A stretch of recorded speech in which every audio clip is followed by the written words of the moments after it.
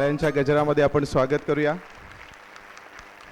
गेली अनेक वर्ष कीर्तन संध्याच्या माध्यमातून रत्नागिरीकरांना आपल्या भारतीय संस्कृतीचा अमूल्य ठेवा ज्यांच्या माध्यमातून श्रवण करण्याची अनुभवण्याची संधी मिळते ते आदरणीय आपळेबुवा आज आपल्या दामले विद्यालयामध्ये आपल्या सगळ्यांसाठी उपस्थित आहेत। शाळेच्या वतीने आपण त्यांचं स्वागत आणि सत्कार करणार आहोत। मी आपल्या शाळेचे मुख्याध्यापक मोठे सर यांना विनंती करतो की त्यांनी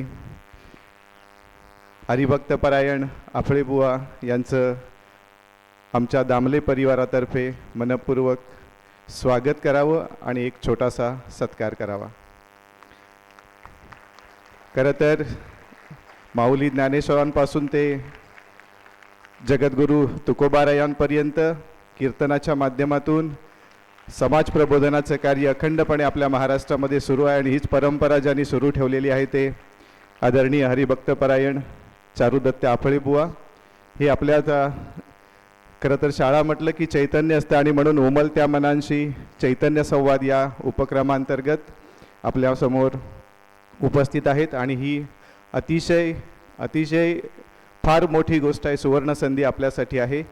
तर आता फार वेळ न घेता आपण आजच्या कार्यक्रमाला सुरुवात करणार आहोत। तत्पूर्वी कीर्तन संध्या परिवारातील जे सन्माननीय सदस्य या ठिकाणी उपस्थित आहेत त्या सर्वांचं आपण शाळेच्या वतीनं स्वागत करणार आहोत। सर्वप्रथम निबंध कानिटकर सर, कीर्तन संध्या परिवारातील हे सर्व सदस्य आहेत ज्यांच्या माध्यमातून आपण कीर्तन संध्या अनुभवतो आणि हे उत्तम सूत्रसंचालक आहेत। त्याचबरोबर उमेश आंबेडकर सर आपल्या शाळेचे पालक आहेत। त्याचबरोबर या सर कीर्तन संध्या परिवारातील सर्व अवधूत जोशी सर यांचंही आमच्या शाळेच्या वतीनं मनपूर्वक स्वागत।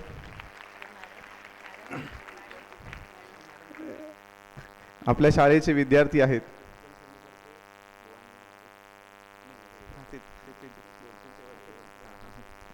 यानंतर या ठिकाणी उपस्थित पत्रकार आणि व्हिडिओग्राफर सगळ्यांचं मनपूर्वक स्वागत करतो आणि हरिभक्तपरायण आपळेबुवांची एक थोडक्यात ओळख करून देण्यासाठी मी निमंत्रित करतो सन्माननीय निबंध कानिटकर सर यांना।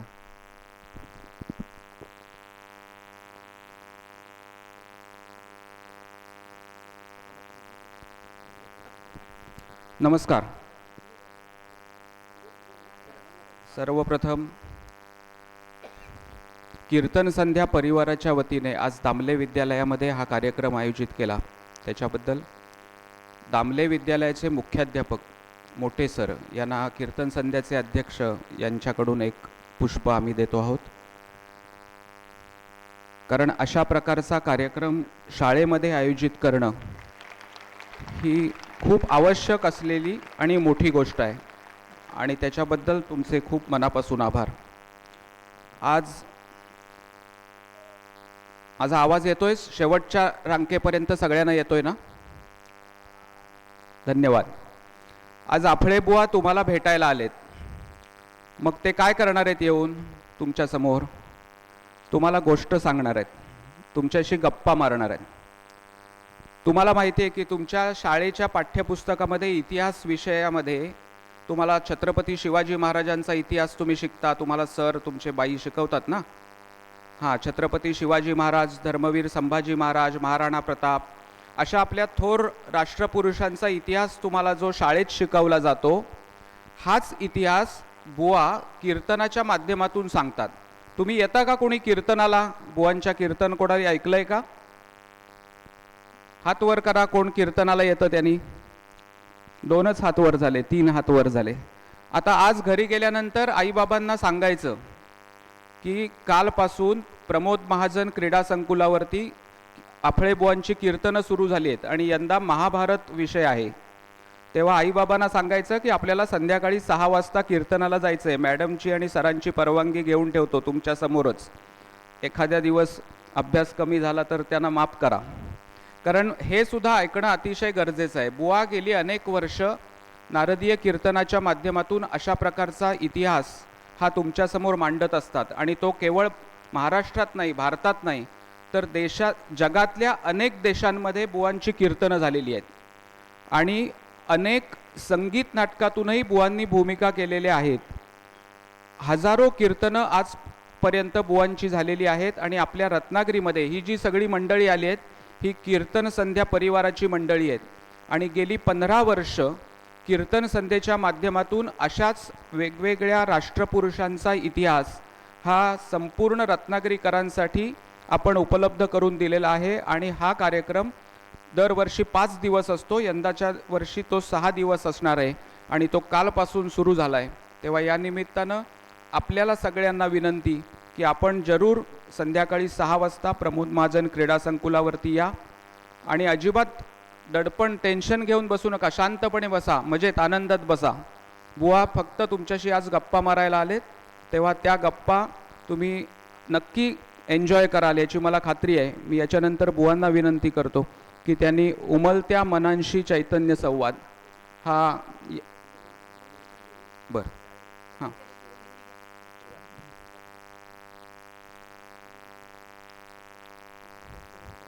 मी आत्ताच म्हटलं त्याच्याप्रमाणे की बुवा अनेक संगीत नाटकांमधून सुद्धा भूमिका करतात आणि त्याच्यामुळे संगीताची अतिशय उत्तम जाण असलेले असे कलावंत असल्यामुळे आज शाळेला जी नवीन हार्मोनियम भेट मिळालेली आहे तर त्याचंही अनावरण बुवांच्या हस्ते करावं अशी शाळेची इच्छा आहे.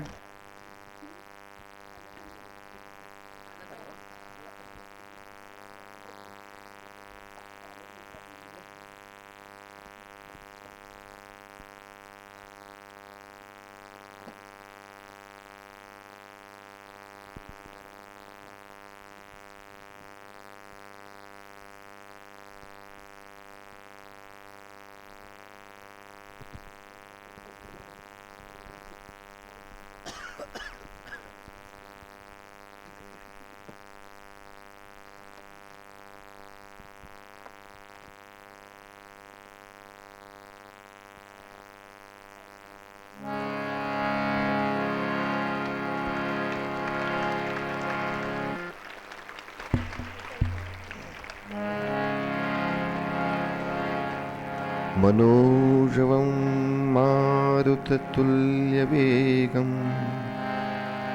जितेन्द्रियं बुद्धिमतां वरिष्ठं वातात्मजं वानरयूथमुख्यं श्रीरामदूतं शरणं प्रपद्ये.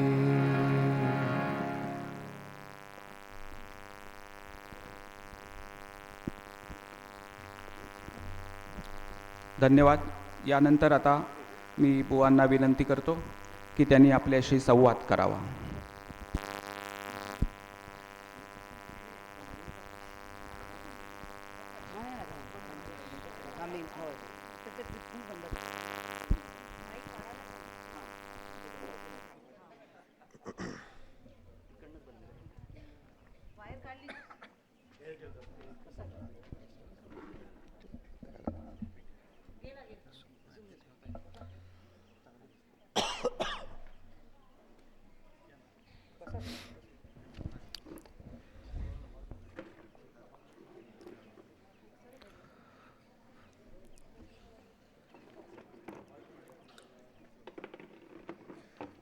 अशा रीतीनं शाळेमध्ये व्याख्यान याचं सुंदर आयोजन केल्याबद्दल मुख्याध्यापक सर आणि सर्व शिक्षकांचे कमिटीचे मनपूर्वक कीर्तन संध्येच्या वतीनं आभार आहेत. सर्व विद्यार्थ्यांनी शिक्षकांनी स्थानापन्न व्हा. आपल्याशी शालेय तासाप्रमाणे 40 मिनिटं बोलणार आहे, फार काही वेळ बोलणार नाही. पण माझी ओळख करून देताना या ठिकाणी सांगितलं आहे की मी कीर्तन करण्यासाठी येतो. तुम्ही एखाद्या वेळेला घरी जाऊन हे सांगू शकाल की आमच्या शाळेमध्ये कीर्तनकार बुवा आले होते, आणि सहज आपल्याच पालकांची परीक्षा घेण्यासाठी एक प्रश्न विचारायला हरकत नाही. कीर्तनकार बुवा आले होते, पण आई कीर्तन म्हणजे काय ग? आणि ह्याचं उत्तर जे काही मिळतंय ते ऐकून घ्या. बाबांना प्रश्न विचारू शकता, कीर्तनकार आले होते, कीर्तन म्हणजे काय? त्यांच्याकडनंही उत्तर ऐकून घ्या आणि मग सांगा, आम्हाला कीर्तनकार बुवांनी सांगितलंय कीर्तन म्हणजे काय. आधी परीक्षा घ्यायची, मग उत्तर द्यायचं. आणि आपण उत्तर असं द्यायचं आहे की देवाच्या कीर्तीचं गायन करणं किंवा देवाच्या कीर्तीचं कथन करणं याला कीर्तन असं म्हणतात. आणि नेहमी सगळ्या समाजाला कोणत्याही चांगल्या गोष्टी द्यायच्या असतील तर त्या गोष्टीच्या माध्यमातून दिल्या तर त्या पटकन आपल्याला आत्मसात करता येतात. म्हणून पूर्वी सगळीच्या सगळी नीतितत्व, मूल्यतत्व ही पंचतंत्र किंवा हितोपदेश यासारख्या कथांच्या माध्यमातून आली. तेव्हा आत्ता सांप्रत आजच्या दिवसासाठी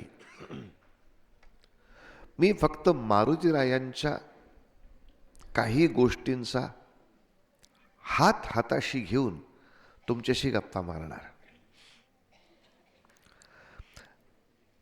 अनेकांना हे नाव माहिती असेल किंवा नसेल. मारुतीराय ज्या राज्यामध्ये जन्माला आले त्या साम्राज्याचं नाव कोणी सांगू शकेल काय?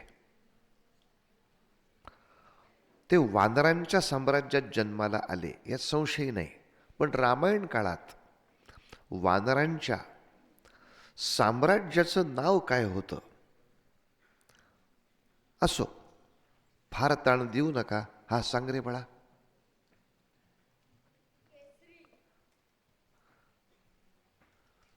तू उत्तर छान दिलंस, पण केसरी हे हनुमंताच्या वडिलांचं नाव आहे.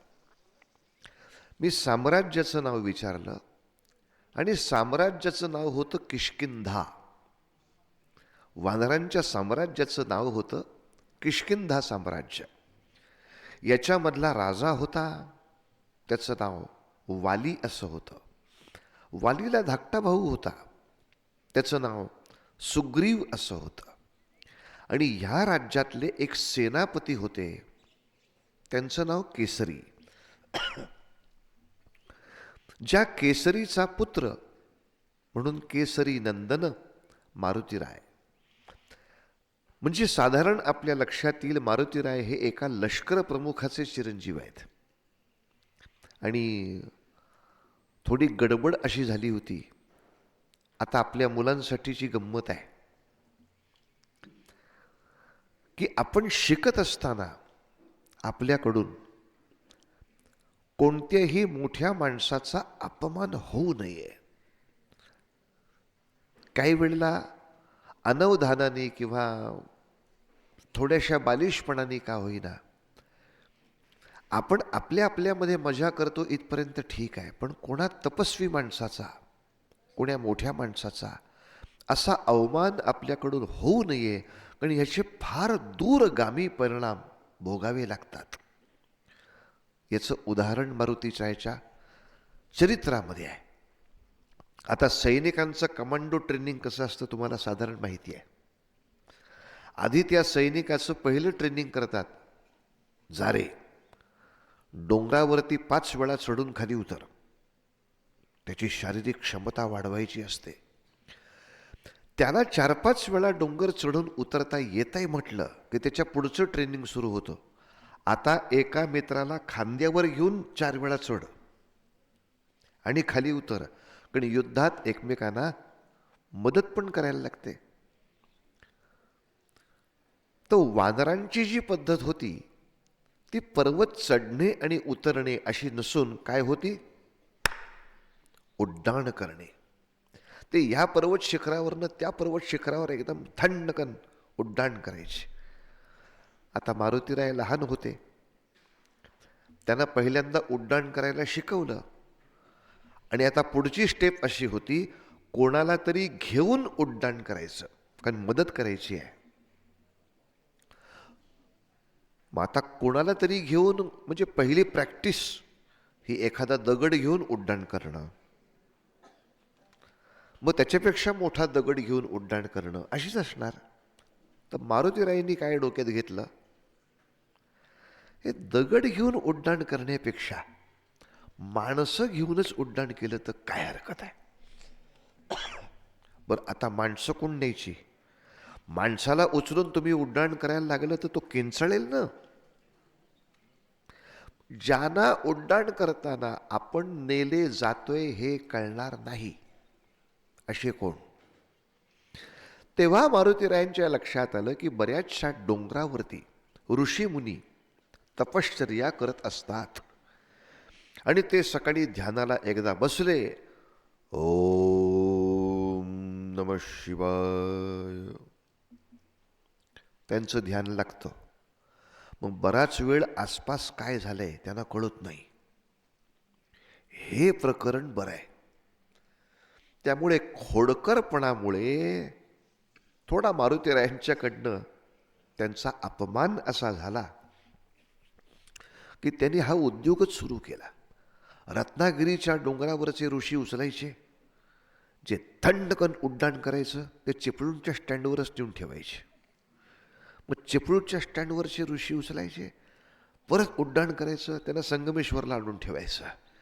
संगमेश्वर तिथले ऋषी उचलायचे ते रत्नागिरीला. ऋषीना कळे ना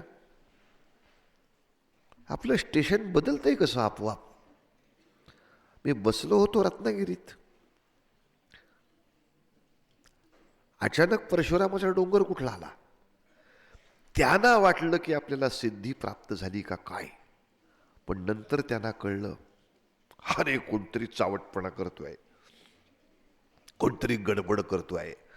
आणि मग दुर्वास नावाचे ऋषी त्यांनी गंमत अशी केली, ध्यान लागायचं फक्त नाटक केलं.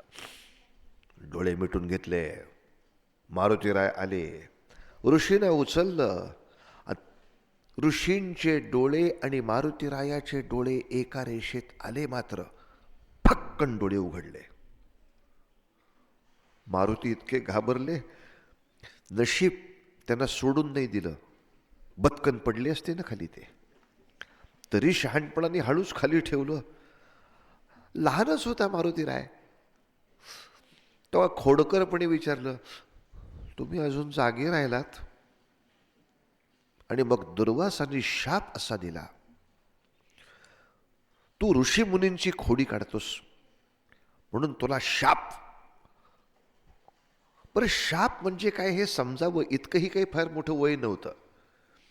त्याला वाटलं शाप म्हणजे काहीतरी गंमत आहे, मला शाप काय. आपल्या अंगात शक्ती आहे याचं तुला विस्मरण असेल, तुला आठवणार नाही. आणि मारुतीरायांना तेही लक्षात नाही आलं. ते घरी येऊन आईला सांगू लागले, आई आई आज गंमतच झाली. असे असे ऋषी होते, असे चिडले. ते म्हणले तुला शाप देतो. हा शाप म्हणजे काय त्यालाही माहीत नाही. अंजनीच्या लक्षात आलं, हा केवढा मोठा गोंधळ झाला की अरे तुला जर शक्तीची आठवणच आली नाही तर तू सेनापतीचं काम कसं करणार. म्हणून अंजनी मातेनं जाऊन दुर्वासांची क्षमा मागितली की छोटासा आमचा पिल्लू आहे, टिल्लू टॉम. आता त्यांनी थोडीशी गडबड केली तर एवढं रागवू नका, एक उशाप द्या. दुर्वास ऋषी म्हणले शाप दिला म्हणजे मी त्याची काही ताकद काढून नाही घेतली, ताकद त्याच्यातच आहे, त्याला फक्त आठवणार नाही म्हणजे खोलीला कुलूप घातलं. मग आई म्हणाली आम्हाला किल्ली देऊन ठेवा, जेव्हा उघडायची असेल तेव्हा खोली उघडता येईल ना. आणि मग ऋषी म्हणाले वेगळ्या उशापाची गरज नाही, त्याला त्याच्या शक्तीची आठवण करून द्या, तो त्याच्या शक्तीप्रमाणे काम करेल. मारुतीरायाची गोष्ट आपल्याला सांगते हे की लहानपणी अजाणतेपणी का होईना मोठ्या व्यक्तीचा आपल्याकडून अवमान नाही होता कामा, कारण त्याचं अशुभ चिंतन आपल्याला आयुष्यात बराच वेळ त्रास देतं. आपली शक्ती आपल्याला आठवत नाही. आता इथे काय आहे कितपत आहे मला कल्पना नाही, पण बऱ्याच शहरांमध्ये लहान मुलांमध्ये एक वेगळा खेळ खेळतात.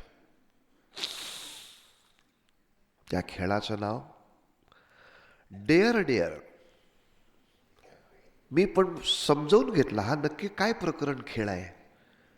ते म्हणले डेअरिंग या शब्दावरनं हा शब्द आलेला आहे. डेअर म्हणजे धाडस करायचं. पण धाडस करणं काही वाईट नाही, पण या धाडसामध्ये आमच्या पोरांमध्ये आलं काय? सरांना टप्पल मारून येणं हे धाडस. आपल्या वर्ग शिक्षकाच्या डोक्यावरती पिंपळाचं पान ठेवून येणं. असल्या कुठल्याही डेअरिंग करण्यामागे जरी त्यांनी आपल्याला क्षमा केली, जरी त्यांनी आपल्याला माफ केलं, तरी त्यांच्या मनाला जी यातना झाली, शिक्षकाला टप्पल मारून येण्यात काय गंमत आहे? हा डेअरिंगच करायचं असेल तर उद्या तू सर्पतज्ञ माणूस नागाच्या समोर कसं उभं राहायचं ते डेअरिंग शिकून घे ना. डेअरिंग करायला हरकत काही नाही. नाग स्वप्नात आला तरी सुद्धा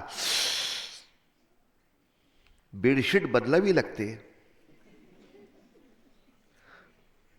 इतकी जिथे भित्री अवस्था. उंदीर आला की पोरं ओट्यावरती. काय झालं? उंदीर. अरे आकारानं मोठं कोण आहे? तू मोठा आहेस का तो मोठा आहे? कोण कोणाला घाबरतं? पैलवानाला रोड्याने घाबरावं इथपर्यंत ठीक आहे, पण बारका माणूस आला म्हणून पैलवान पळतो. हा किती वेडेपणा. उंदराला काय घाबरतो? काही पोरं झुरळाला काय घाबरतात, पालीला काय घाबरतात. मग उद्या समजा चुकून माकून घरात झुरळ शिरलंच, कृपया येथे येऊ नये. ह्या डेअरिंगला काही गंमत आहे? सरांना टप्पल मारण्यात काय डेअरिंग आहे? तेव्हा कुठल्याही खेळामध्ये शिक्षकाचा अपमान हा आयुष्यात त्रास देतो. मारुती रायाला किती त्रास झाला ऐका. आपल्या सगळ्यांना माहिती आहे, मी आत्ताच सांगितलं, सम्राट कोण होते? वाली. त्यांचं राज्य भारताच्या बाहेरपर्यंत सुद्धा होतं बरं का. अलीकडे त्याला बाली देश पण म्हणतात. त्या बाजूला पण त्यांची एक शाखा होती देशाची. वाली नक्की कसे दिसत होते हे बघण्यासाठी एकच उपाय आहे, WWF. कुठंतरी असतो हा चॅनेल. काय भयानक असतात माणसं. 7.5 फूट 8 फूट याची उंची असते या लोकांची.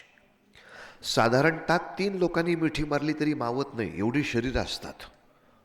हय हय हय हय हय हय हय हय हय. काय राक्षस. राक्षसापेक्षा अशी हत्तीसारखे डोंगरासारखेच सगळे दिसतात. वाली खरंच 7 फुटापेक्षा प्रचंड उंच, ज्याला बघून रावण सुद्धा घाबरत असे. तसे वाली रावण मित्र होते, पण रावण घाबरायचा, कारण रावण तसा वालीपेक्षा बुटका होता. रावणाने एकदा वालीची मैत्रीमध्ये खोडी काढली. खोडी म्हणजे वाली समुद्रात उभा राहून देवाची प्रार्थना करत होता. पूर्वी आपल्याकडे समुद्रात नदीत उभं राहून सूर्याची प्रार्थना करायची लोक. आणि तो सूर्याची प्रार्थना करता करता किती विचित्रपणा सांगा, रावणाने मागं येऊन त्या वालीच्या बगलीत गुदगुल्या केल्या. आता वाली एका गावाचा राजा, तो एका, असलं पोरकटपणा करतात का? पण रावणाने मुकुट घातला. त्या मुकुटाचं शेवटचं टोक हे वालीच्या खांद्याला येतं. इतका वाली उंच. आणि मागे हे महाराज गुदगुल्या करतायत.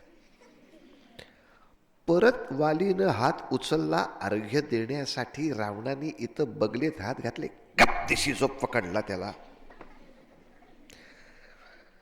आणि वाली समुद्रात खाली बसला.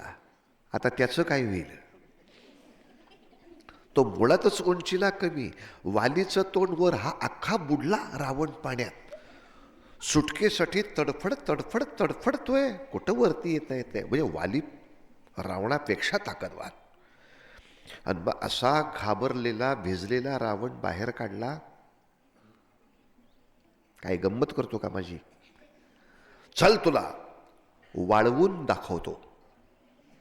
वाळवून म्हणजे तसाच ओला रावण घेतला आणि जे उड्डाण केलं, समुद्रावरनं एक फेरी मारून आला, त्या वाऱ्याने सगळे कपडे वाळून गेले आणि त्याचं धैर्य सुद्धा वाळून गेलं. परत वालीच्या नादाला लागायचं नाही, इतका बलाढ्य. पण वालीचा हात धरू शकेल अशी ताकद जर कोणात होती तर ते फक्त मारुती. पण मारुती हात धरू शकत नव्हते का?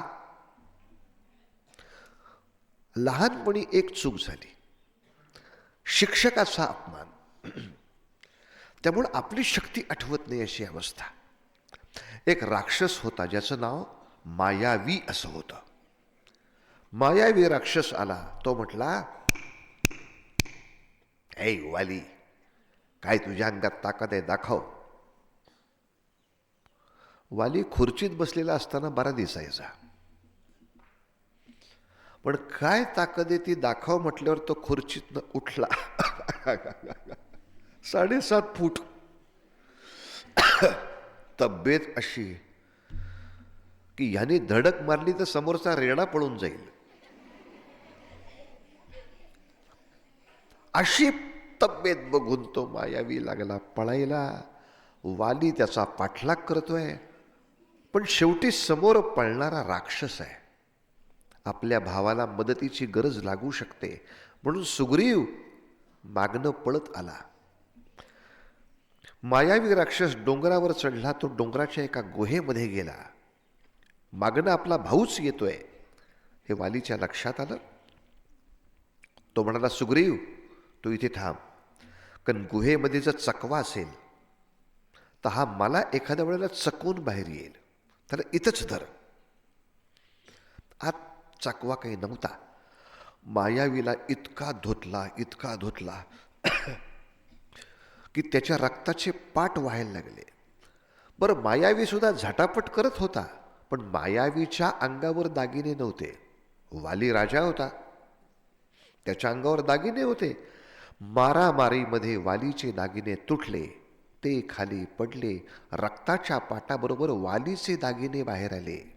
सुग्रीवाला वाटलं वाली मेला. आता हा मायावी नावाचा राक्षस किष्किंधेत नको रे बाबा यायला, म्हणून एक मोठा दगड त्यांनी गुहेच्या तोंडाला लावून टाकला. सुग्रीव आपल्या राज्यात गेला. त्यांनी सांगितलं, बहुतेक वाली महाराजांचं निधन झालं. अरे बापरे, मग राजाच नाही अशी अवस्था राज्याला असणं चांगलं नाही, तुझा राज्याभिषेक करू. सुग्रीवाचा राज्याभिषेक झाला. पण तिकडं वाली मेला नव्हता, तो दमला होता फक्त. नंतर श्वास घेता येईना, कारण गुहेच्या तोंडाला दगड लागल्यामुळे काय झालं असेल, आतमध्ये ऑक्सिजनचा पुरवठा कमी झाला. श्वास का नाही घेता येते. वाली तोंडाशी आला, त्याला दिसलं दगड लावलाय.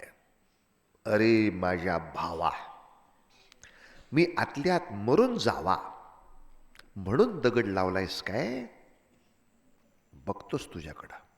वालीची ताकद अशी की लाथ घातली हो त्या दगडाला. तो दगड इतका उंच उडाला, पलीकडे नदीतच जाऊन पडला.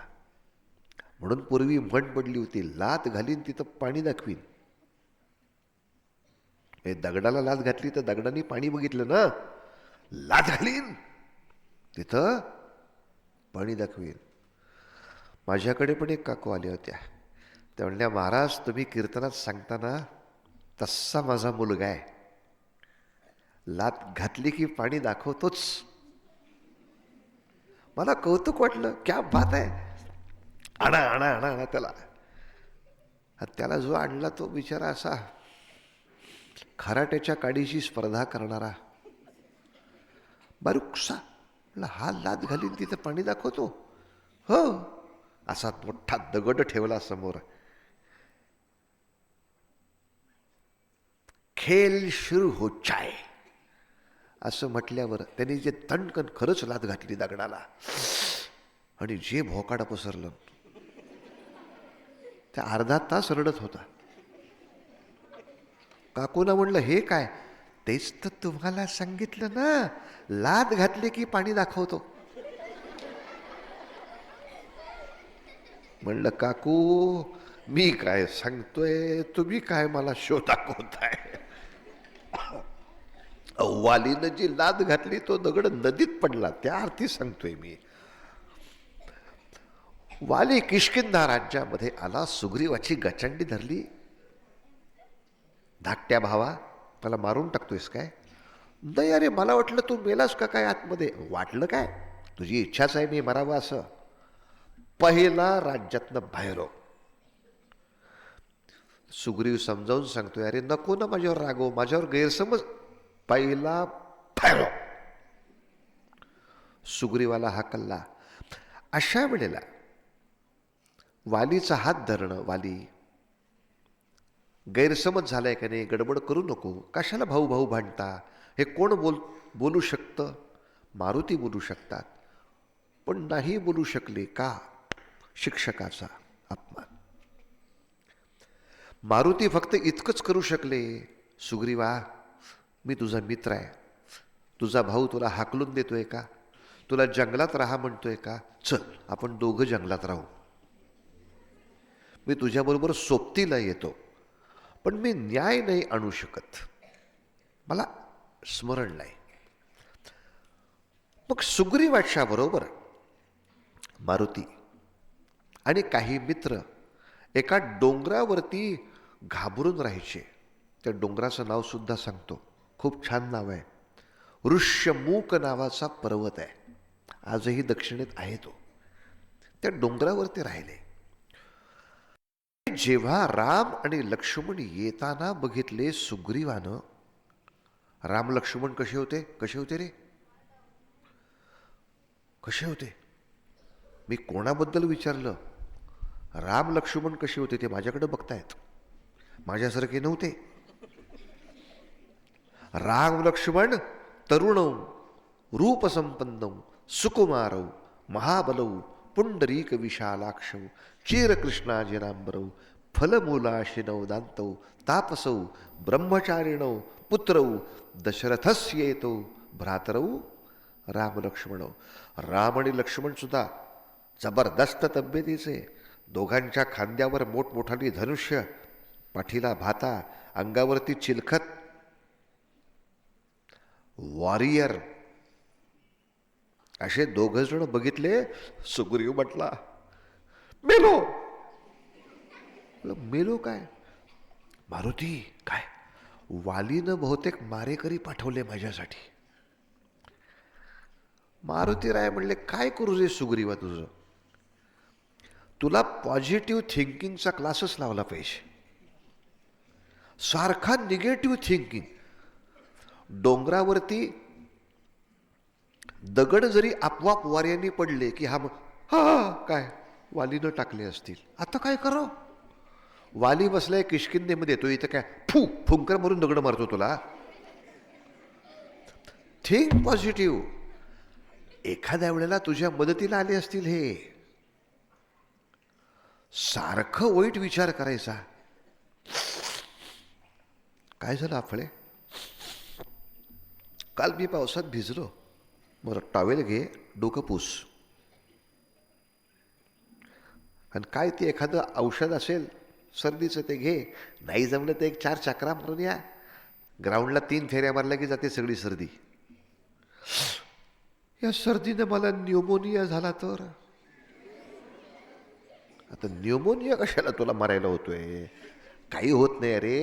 हे बघ अशा छान कोवळ्या उन्हामध्ये 3 चक्रा मार फक्त ग्राउंडला. ग्राउंडला फेऱ्या मारताना मला ठेच लागून पडलो तर?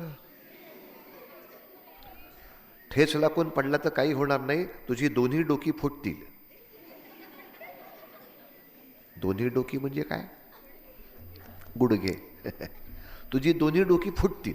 सारखं मी पडलो तर, मी आजारी पडलो तर, मला खर्चटलं तर? खर्चटू दे ना. आपल्या शरीरामध्ये देवानी इतक्या शक्ती भरल्या आहेत. की निम्म्या गोष्टी आपोआप दुरुस्त होतात.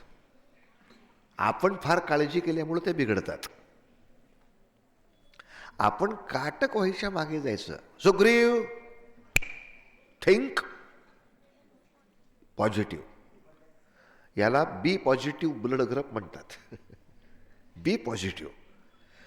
समोर जे कोणी आलं हे माझ्यासाठी उपयोगाचं आहे, हे संकट नाही, हा त्रास नाही.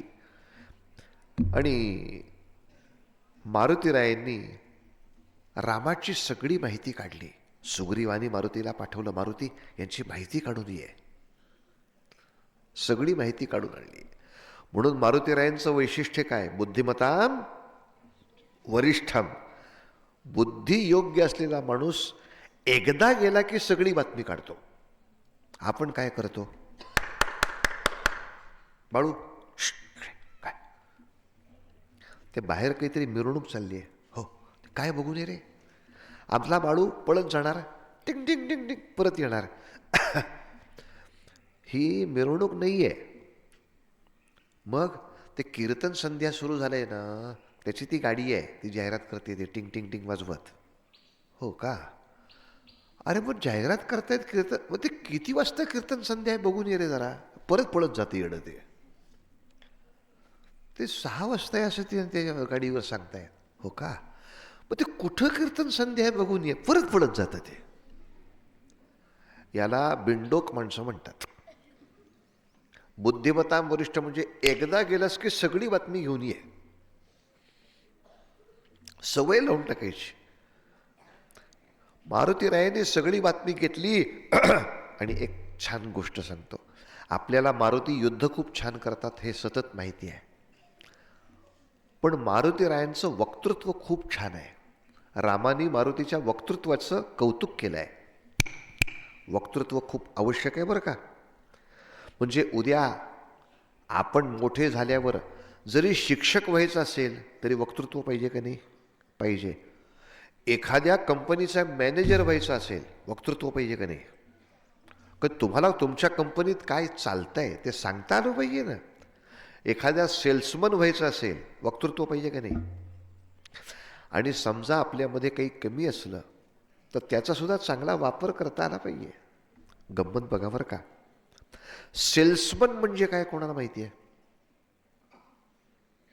सेल्समन या शब्दाचा अर्थ, काही दुकानं असतात की आपण त्या वस्तू दुकानात जाऊन घेतो, आणि काही वस्तू अशा असतात की सेल्समन आपल्या घरी येऊन विकतात. त्यांच्याकडे ती वस्तू असते, ते सगळ्या रस्त्याने फिरतात, आपल्याकडे येतात. गंमत सांगतो, एका सेल्समनच्या क्लासला एक मुलगा जो आला तो तोत्रा होता.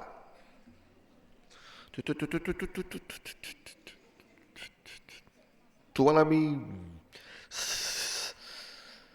सांगू का असं बोलायचं. त्या शिक्षकाला वाटलं, अरे देवा, हा कसा काय समजावून सांगणार की प्रॉडक्ट काय आहे. तुम्हाला सांगू का, शिक्षकाने एक परीक्षा घेतली, एक 10 पुस्तकं दिली, एवढी तुम्ही विकून या. बाकी सगळ्यांची 2-2 पुस्तकं विकली, ह्याची 10च्या 10 पुस्तकं विकली तर आला परत. विकली. शिक्षक चाट. त्याचा दोष होता, बिचाऱ्याचा दोष होता. पण त्यांनी त्या दोषाला, मगाशी कसं म्हटलं, समोर जी आपल्या आयुष्यात गोष्ट आली, थिंक पॉझिटिव्ह, ही चांगल्यासाठी आली, चल. त्यांनी त्याचा फायदा असा करून घेतला की तो पुस्तक घेऊन समोरच्या माणसाकडे जायचा. काका, पुस्तक 100 रुपयाचं आहे. किती? 100. मला काका काका काका काम असं दिलं आहे, हे वाचून दाखवायचं. तो समोरचा घाबरायचाच, हे पुस्तक तू अख्खं मला वाचून दाखवणार आहेस? मी 100 रुपये देतो, मला तू दे, मी वाचतो. कारण हा वाचून दाखवणार म्हणजे किती, महिनाभर मला ऐकत बसायला लागेल. पुस्तक काय मग तुम्ही घेताय का, मी वाचून दाखवू. त्यांनी त्याच्या ताकदीवर 10 पुस्तकं घातली होती. मारुतीरायांच्या वक्तृत्वाचे 3 गुण ऐका. रामाने कौतुक केलंय की मारुती असे सुंदर बोलतात की त्यांच्या बोलण्यामध्ये पाल्हाळ नाही. पाल्हाळ शब्दाचा अर्थ खूप सांगायचं आणि अर्थ काही निघता काम. बरं, संदिग्ध नाही, संदिग्धचाही अर्थ तोच. असं बोलायचं की अर्थच कळला नाही पाहिजे. मी एक वाक्य म्हणतो, बघा तुम्हाला अर्थ कळला तर. वाक्य म्हणण्याचा मला आनंद, ऐकल्याचा तुम्हाला आनंद, कळायचा कोणालाच आनंद नाही. अफळे बुवा, तुम्ही असं मला सांगा की घोडा असा खाली बसलेला दिसत का नाही? घोडे उभी दिसतात. घोडा असा गवत खात रवंत करत खाली बसलाय, बैलासारखा, गाईसारखा, बकरीसारखा, असं दिसत नाही. वाय? आता उत्तर, घोडा जर माणसासमोर खाली बसला तर घोडा मरतो असं माणसाला वाटतं, अशी घोड्याची समजूत आहे. काय कळलं तुम्हाला मी काय म्हणलो ते? याला संदिग्ध बोलणं. काय बोलतोय तेच कळत नाही मगापासून. घोडा माणसासमोर खाली बसला तर घोडा मरतो अशी माणसाची समजूत आहे असं घोड्याला वाटतं म्हणून तो खाली बसत नाही. आपले नाही बोललं तरी चालेल, हे काय बोलण्याची पद्धत आहे माणसाची. गोंधळ होतो. मारुतीरायचं बोलणं खूप छान आहे, म्हणून तुम्हाला एक विनंती करतो, तुम्ही सुद्धा खूप छान बोलायची प्रॅक्टिस करा. पण कुठे करा? आधी आरशासमोर करा. कारण बोलताना आपल्या भुवया कशा होतात त्या आपण बघितल्या पाहिजेत. बोलताना आपले हात कसे असतात ते आपण बघितलं पाहिजे. नाही तर खूपशी मुलं ही चूक करतात. मला फार भूक लागली होती. भूक लागल्यावर हात इथं असतो का? मग कुठे करायचा होता? ओ, आम्हाला फार भूक लागली होती असं म्हणायचं. हे तर कुठं भूक लागली होती तुला? सर आम्हाला खूप आणि तिथे आपल्याला खरं कळतं की आपण कसे उभे राहतो, आपण कसे बोलतो. वक्तृत्व हे आवश्यक आहे. कारण माणूस दिसायला चांगले कपडे घालून कसाही वेळ मारून नेईल, पण त्यांनी तोंड उघडलं की कळतं, देवा पांडुरंगा कशाला आणलास याला धरून. कारण बाकी कपडे सगळे घालता येतात. अलीकडं जंटलमन सूट असं एक नाव आहे सूटचं. जंटलमन सूट. या सूटचं वैशिष्ट्य सांगतो. आपल्या अंगातल्या प्रत्येक गोष्टीमध्ये ट असला पाहिजे, त्याला जंटलमन सूट असं म्हणतात. प्रत्येक गोष्टीत काय असलं पाहिजे? ट असला पाहिजे. पायाला बू, ट. वरती पॅन्ट, ट. त्याच्यावर शर्र, ट. त्याच्यावर को, ट. खिशात पाकी, ट. त्याच्यात नो, ट. डोक्याला हॅ, ट. कमरेला मधनच सुटू नये म्हणून बेल्ट, ट. सगळ्याचं फिटिंग टाईट, ट. असं एकामागे एकटं एकामागे एकटं लावला की जंटलमन. कपडे खूप छान करता येतात, पण त्याच्याशी बोलायला सुरुवात केली. आपलं शिक्षण काय झालंय? एज्युकेशन सांगाल का? What I learned. काय? What I learned I want to said it to you. अरे इंग्रजीची ऐशी की तेशी अशा. What I saided you hearded. नको बोलू. तुझे कोट आणि सूट तूच तुझ्या आरशात बघ. अरे घातले कपडे एवढे. What I saided. Are you hearded. अरे अरे अरे अरे अरे अरे बोलताना नीट बोल की रे. I is BA with MA. I is काय इज मध्ये चुकलाय. आय एम म्हणतात रे माणसा. आय इज असतो का? पण माणूस बोलायला लागला की वा वा दुर्गे दुर्गट भारी तुझे वेळ संसारी. काय रे बोलणं. म्हणून आपला पहिला प्रभाव जरी बघण्याचा असला तरी खरा प्रभाव कशात आहे? वक्तृत्व. बोलता कसे. मारुतीनं सुग्रीवाची आणि रामाची मैत्री करून दिली. आणि मारुतीरायाच्या बोलण्याचं एक आणखीन कौतुक सांगतो. बस लास्ट 10 मिनिट्स, 40 मिनिटात तास संपला. आपले बुवा खलास. आणखीन मारुतीचं वैशिष्ट्य सांगतो. सीतेच्या शोधासाठी रामाने मारुतीरायाला लंकेत पाठवलं, ते सगळ्यांना माहिती आहे. लंकेत जाऊन त्यानं सीतेची भेट घेतली हे अनेकांनाच माहिती आहे. पण इथं लंकेत जातानाचा प्रसंग लक्षात ठेवा, जो मला आता परत सांगायचा. की जेव्हा त्या वानरांना कळलं की लंका किती लांब आहे, तर रामेश्वरापासून 100 योजन पलीकडं समुद्र आहे. त्याच्यानंतर लंका बेट खूप मोठं आहे, पण लंका नावाचं शहर आहे ते 3 डोंगराच्या मध्ये वसलेलं आहे. या शहरामध्ये अशोकवन नावाची बाग आहे, तिथे सीता आहे. एवढा पत्ता कळला. सगळे वानर विचार करू लागले, 100 योजन समुद्र कोण उड्डाण करून जाणार? ए, तू जाशील काय? तो म्हणला, नाही, माझ्या गाडीचा गॅस 50 किलोमीटर नंतर संपतो. मध्ये गॅस स्टेशन आहे का? तर मी जाईन. दुसरा म्हणला, माझ्या गाडीचं पेट्रोल 80 नंतर खलास. समुद्रात पेट्रोल स्टँड आहे का? एक म्हटलं 100 जाईल, पण तिथं गेल्यावर गव्हर्नमेंट रेस्ट हाऊसची आवश्यकता आहे, मी 1 दिवस आराम करीन. अरे काहीच माहीत नाही, कोण उड्डाण करणार? आणि तेव्हा जांबुवंताच्या लक्षात आलं की हे मारुती करू शकतो, पण मारुती बोलत नाही मी करणार. का नाही बोलत? लहानपणी एक चूक झाली, आणि मग ती लहानपणची चूक, शिक्षकाचे अवमान, हे कोण सुधारू शकतं? शिक्षकच सुधारू शकतात. म्हणून त्या वानरगणामधले एक ज्येष्ठ शिक्षक, ज्यांचं नाव जांबुवंत असं होतं, त्या जांबुवंताला ही किल्ली माहीत होती. जांबुवंतांनी आठवण केली, ऐ मारुती, 100 योजन फक्त आहे. किती? दुसऱ्याला सांगताना चेहरा असा करायचा. कसा? आपल्याला जर कोणी मागितलं तर याच्या उलटं करायचं. मला जर कोणी 100 रुपये मागितले तर मी कसं बघायचं? मोठे करायचे डोळे, गाल वाकवायचे, अय्यो 100. आणि मला जर 100 दुसऱ्याला मागायचे असतील तर काय करायचं? सगळं आकुंचन करायचं. 100 तर पाहिजेत, रक्कम तीच आहे. 100. अरे 100च योजना आहे. तू लेका एका ढांगेत जाशील, yes I can do it. अरे नुसता जाशील नाही, सीतेचा शोध करशील, yes I can do it.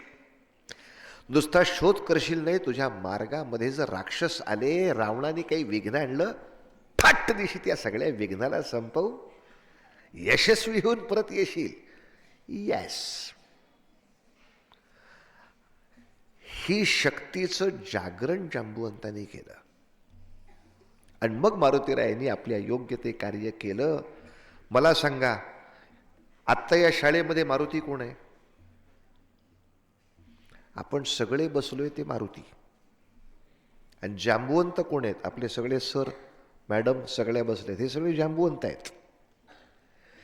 हे आपल्या शक्ती प्रगट करतात, आपल्यातली शक्ती प्रगट करतात. खरं सांगू, सगळ्या शक्ती आपल्यात असतातच. आपल्यालाच वाटतं मला पोहायला येत नाही.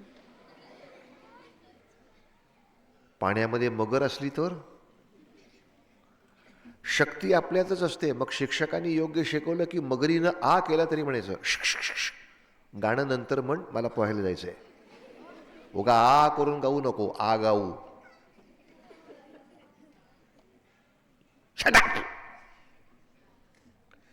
आपलं धाडस, आपलं साहस, केवढा डोंगर आहे, मला मार्कंडी चढ, आपल्याला येतं. शिक्षकाचे आशीर्वाद आपल्याला मोठी शक्ती देऊन जातात. जांबुवंतांनी शक्तीचं जागरण केलं, आणि मारुतीरायांनी लंकेत जाऊन जो पराक्रम केला, त्या कथेला सुंदरकांड म्हणतात. आणि पुन्हा एकदा बुद्धिवान माणसाचं लक्षण मी काय सांगितलं?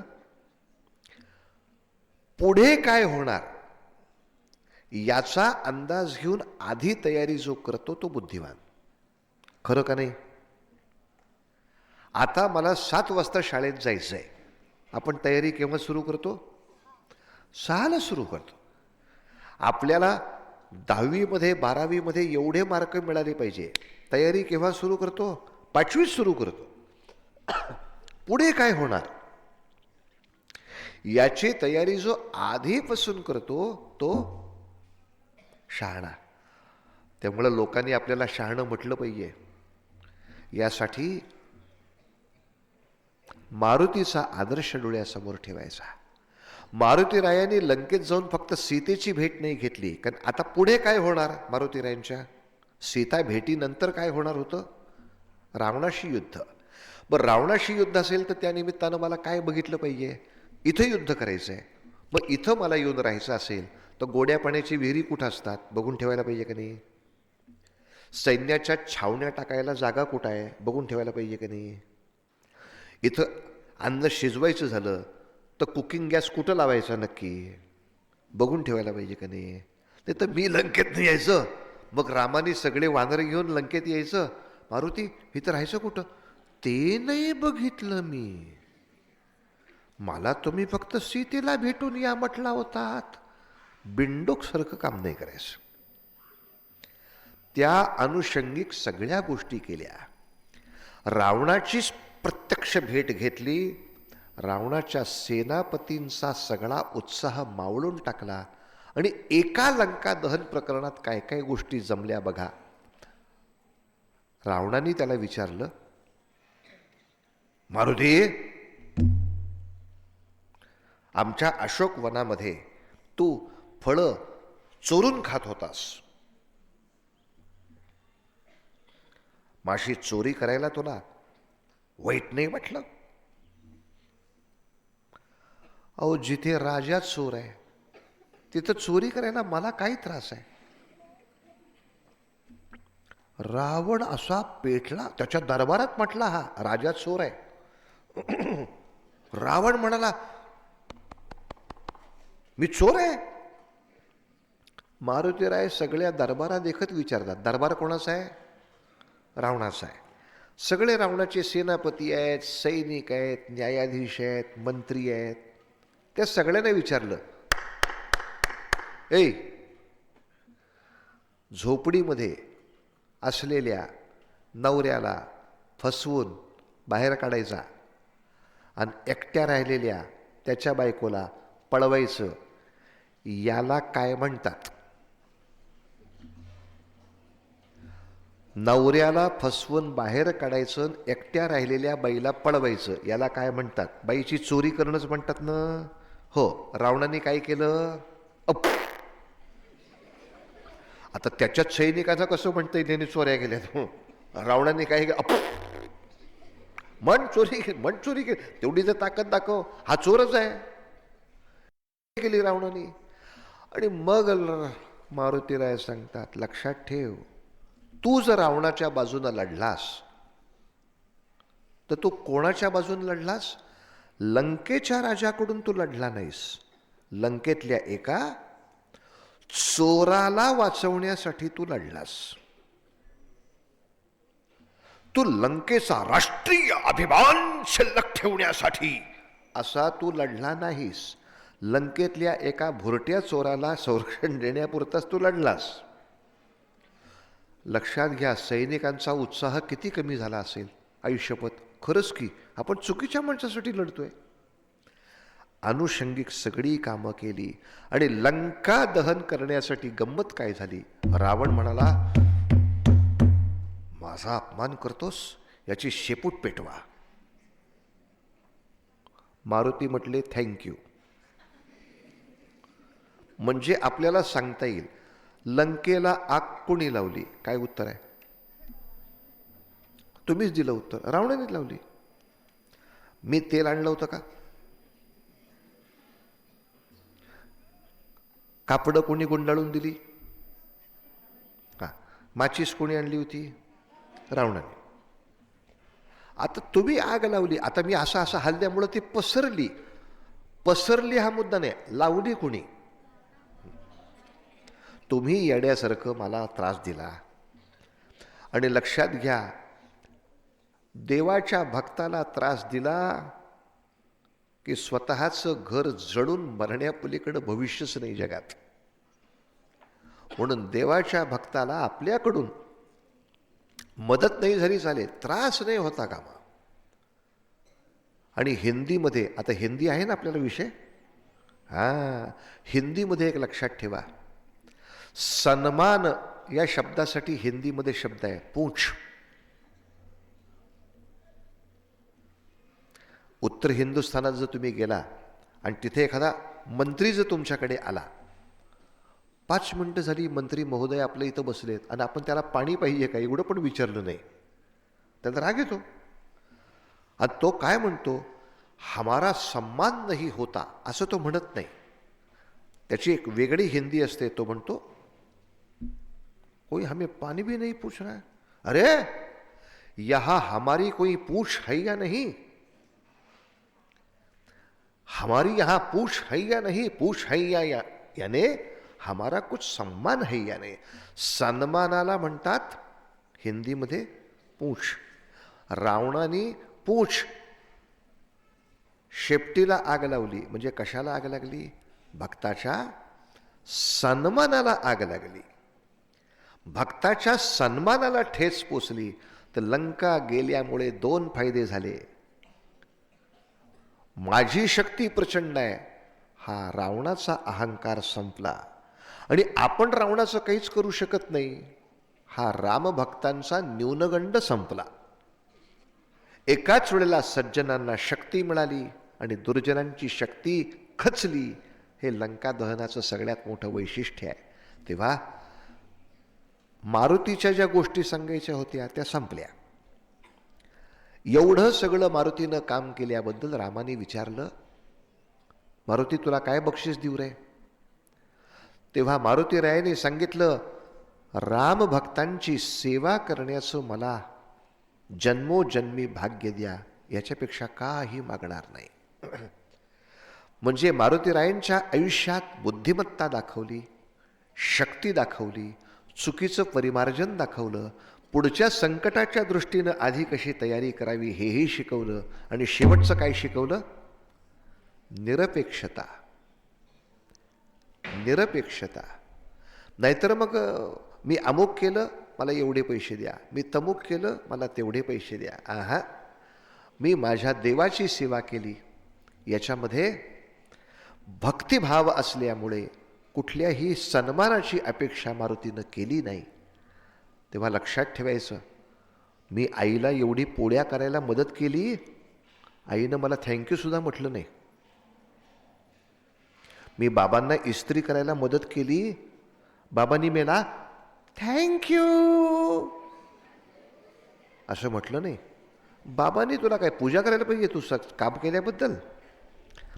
उलट आपण घरातलं काम केलं त्याला कौतुक करू नाही तर न करो. आपल्याला आपल्या कर्तव्याचा आनंद मिळाला पाहिजे. म्हणून प्रत्येक वेळेला जे काम केलं ते बक्षिसासाठी करत बसायचं नाही, त्याचा आनंद घेण्यासाठी काम करायचं. मारुतीरायांच्या एका चरित्रातनं किती गोष्टी शिकायला मिळतात, किती गोष्टी आत्मसात करता येतात ते आपल्या सगळ्यांना सांगितलं. विद्यार्थी दशेमध्ये जरी एखादी चूक झाली तर ती भोवते, ती चूक होता कामा नये. बरं समजा झालीच तर फार वाईट वाटून नाही घ्यायची. शिक्षक ती सुधारतात, आपल्या शक्तीचं जागरण करतात, ते पाहिजे. आणि शेवटचं मी सांगितलं, आपली शक्ती कशासाठी वापरायची. शक्ती मिळाली की 2 रस्ते फुटतात. हे भाऊ काय झालं, आता मी तुला खाणार. खाणार नको ना मला खाऊ, दे 100 रुपये. मी तुला खाणार नाही याबद्दल 100 रुपये दे. याला काय म्हणायचं. ताकद आली की माणसं हे असे पैसे गोळा करून श्रीमंत होतात. याला हप्ते गोळा करणं म्हणतात. हप्ता म्हणजे तुझी पैसे द्यावी अशी लायकी नाही, पण तू मला मारू नये म्हणून मी तुला पैसे देत बसायचं. शक्ती मिळाली की एक हप्ते गोळा करणं, खोटा पैसा खाणं. लक्षात घ्या, शक्ती म्हणजे फक्त दंडातलीच शक्ती असते असं नाही.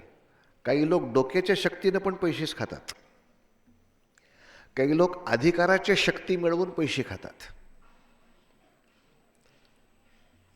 शक्ती मिळाली की भ्रष्टाचार करणं हा एक रस्ता असतो. कारण शक्ती आहे माझ्या अंगात, मी भ्रष्टाचार करू शकतो, कोण मला विचारतो. आणि शक्तीचा दुसरा उपयोग समाजातल्या न्याय टिकवणं, यासाठी सुद्धा होऊ शकतो. शक्ती आली तर बकासूर पण होता येतं आणि शक्ती आली तर भीम पण होता येतं. आपल्याला कोण व्हायचं आहे, बकासूर का छोटा भीम?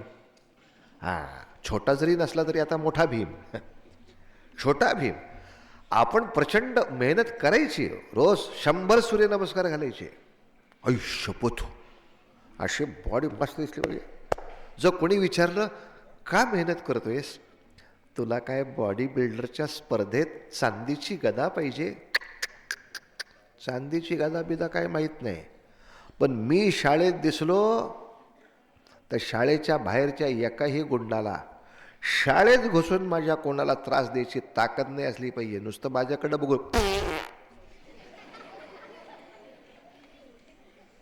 आपळे बुवा शाळेत आहे, इथं जाऊ नका, ओरावर बसला तरी खाली चेंगरून मारा आला. आपली तब्येत कोणासाठी? आमच्या मास्तरांना त्रास नाही होता कामा. आपली तब्येत कोणासाठी? माझ्या पालकांना कोणी त्रास नाही द्यायला पाहिजे. आणि म्हणून मारुतीरायाची तब्येत, आणि मारुतीरायाची तब्येत कोणासाठी? चांगल्यासाठी. मला नक्की माहिती आहे उद्या तुम्ही सगळे कलेक्टर होणार आहे, बँकेचे मॅनेजर होणार, इंजिनियर होणार, काही लोक मंत्री होणार, काही राज्यसभेत जाणार, काही लोक कारखानदार होणार. प्रचंड मोठ्या शक्ती आपण मिळवणार. पण आत्ताचा धडा लक्षात ठेवायचा. मी इंडस्ट्रियलिस्ट जरी झालो, एक गंमत आहे का, माझ्याकडे एक श्रीमंत माणूस आला. तो काय म्हटला? आपले 3 एकरमध्ये माझा बंगला आहे, मग काय करू? माझ्या घरातलं फर्निचर 80 लाखाचं आहे. म्हणलं राहतो कोण? 80 लाख फर्निचरच्या घरात राहतो मी, माझी बायको आणि माझा कुत्रा. तिघांसाठी 3 एकर काय लोळता बिळता का काय रोज इकडून तिकडून तिकडून इकडं? कशाला पाहिजे एवढा? म्हणून आपण जरी मोठे झालो तरी लक्षात ठेवायचं, 3 एकरचा बंगला बांधला हे मोठेपणा नाही, श्रीमंती असली पाहिजे, यातही वाद नाही. तर आपल्याला सांगता आलं पाहिजे माझ्या घराला किती लागते विचारतं माणसं. मी मस्तपैकी छोट्याशा 2 BHK मध्ये राहतो, पण बाकी माझ्या बाबांनी आम्हाला 30 एकर जमीन दिली आहे, त्यामध्ये मी वसतिगृह तयार केलं आहे आणि मी 100-200 विद्यार्थ्यांना तिथं राहायची सोय करतो. जो दुसऱ्याला जास्त मदत करतो तो सगळ्यात श्रीमंत माणूस. जो स्वतः फक्त कमावतो तो नाही. आज टाटांचं नाव सगळ्यात मोठं काय झालं? टाटा उद्योगपती होते, पण जेव्हा भारताला गरज पडली, अरे आपल्या देशाची अर्थव्यवस्था सांभाळायला पैसा पाहिजे, टाटा साहेबांनी किती दिले? 2500 कोटी रुपये. म्हणजे 2500 कोटी माझ्याकडे असावेत का? असावेत, पण कशासाठी? देशाला गरज लागेल, समाजाला गरज लागेल, तिथे मला खर्च करायची ताकद असली पाहिजे. यासाठी ते असावे, फक्त मिरवण्यासाठी ते नको. जशी मारुतीरायांनी आपली सगळी शक्ती लोकांच्या भल्यासाठी वापरली, तशी तुम्ही आम्ही सुद्धा पुढच्या आयुष्यात मिळणारी बुद्धी शक्ती सगळ्या समाजाच्या भल्यासाठी, सगळ्या समाजाच्या सुरक्षेसाठी, सगळ्या समाजातला भ्रष्टाचार मारून काढण्यासाठी खर्च करू. तुम्हाला माहीत नाही, पण आत्ता इथे पलीकडे चिपळूणला, पलीकडे संगमेश्वरला, त्याच्या पलीकडे कराड कोल्हापूरला शाळेतल्या मुलांच्या दप्तरात काय सापडलं माहिती आहे? गर्द नावाच्या घाणेरड्या गोष्टीची पाकिटं. समाजामध्ये हजारो दुष्टाशे आहेत. गर्द नावाची किंवा असे गुटखा नावाची अशी पाकिटं मिळतात. तोंडात टाकली की त्याला अशी चक्कर येते, गुंगी येते, त्याच्यातच ते 16 तास पडून राहतं. आणि त्याला ते इतकं आवडायला लागतं की आयुष्य कशासाठी? पुडी घ्या, खा, 16 तास झोपा. सगळं अंगाचं आरोग्य मरून जातं. भारतातले सगळे शत्रू आपल्या सगळ्या विद्यार्थ्यांना व्यसनं टाकून खोकला करण्यासाठी काम करतायत. जर आपल्या दृष्टीला ह्यातलं काही पडलं तर पटदिशी सरांना येऊन सांगायचं आणि लगेचच्या लगेच पोलिसांना कळवायचं, आपल्याला व्यसन नको, मला व्यसनमुक्त भारत पाहिजे, मला संकटमुक्त भारत पाहिजे, मला बलवान भारत पाहिजे, मला भ्रष्टाचारमुक्त भारत पाहिजे आणि मला भारतीय संस्कृतीप्रमाणे निरपेक्ष देवाची सेवा करणारा भारत पाहिजे. हा भारत तुम्ही आम्ही सगळ्यांनी मिळून मिळवायचा आहे, बनवायचा आहे. हीच एक प्रचंड मोठी ऊर्जा या सगळ्या तुमच्याशी असलेल्या संवादातनं आपण घेऊया आणि या ठिकाणी माझ्या बोलण्याला विराम करतो. मनोजवं मारुततुल्य वेगं जितेंद्रियं बुद्धिमतां वरिष्ठं वातात्मजं वानरयूथमुख्यं श्रीरामदूतं शरणं प्रपद्ये. महारुद्र हनुमान की जय. राजाधिराज प्रभु रामचंद्र महाराज की जय. भारत माता की जय. सद्गुरुनाथ भगवान की जय. पुन्हा एकदा हे सुंदर व्याख्यान ठेवल्याबद्दल शाळेच्या सगळ्या समितीचे आणि ऊन येऊन सुद्धा तुम्ही सगळ्यांनी इथे गारवा असताना आणि इकडं उकडत असताना खूप छान मला प्रतिसाद दिलात. जे जे घेतलं ते डोक्यामध्ये ठेवा. कीर्तन काय याची व्याख्या करण्यापासून ते मारुतीरायांच्या या सगळ्या अख्ख्या गोष्टीतून आपल्याला किती मोठं टॉनिक मिळालं. ते आपलं टॉनिक मारुतीरायांच्या भीमरूपीचा रोज एकदा पाठ करायचा आणि त्या टॉनिकचं आवर्तन करायचं की ही मारुतीची सगळी शक्ती आपल्याला पुन्हा मिळणार, पुन्हा मिळणार, पुन्हा मिळणार. धन्यवाद सगळ्यांचे, मनःपूर्वक धन्यवाद.